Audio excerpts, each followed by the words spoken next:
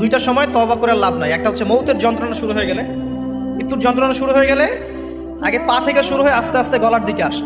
হাদিসে যেমনটা এসেছে, সূরা ওয়াকিয়ার মধ্যেও আছে যে পায়ের দিক থেকে যন্ত্রণা শুরু হয়ে আস্তে আস্তে আস্তে আস্তে এই গলার দিকে আসে, এবং আত্মাটা গলার এখানে যখন চলে আসে, এখান থেকে মালাকুল মউত আত্মাটাকে নিয়ে চলে যায় এবং চোখ দিয়ে তাকিয়ে থাকে মানুষ। রূহটা চলে গেলে মানুষ চোখ দিয়ে তাকিয়ে থাকে, দেখবেন এই কারণে মৃত ব্যক্তি তাকিয়ে থাকে, চোখ খোলা থাকে। এবং তখন আসমান থেকে সিঁড়ি নামিয়ে দেওয়া হয়, ওই সিঁড়িতে করে আত্মা চলে যাচ্ছে, ও তাকিয়ে দেখে যে আত্মা চলে যাচ্ছে, এবং মানুষ মারা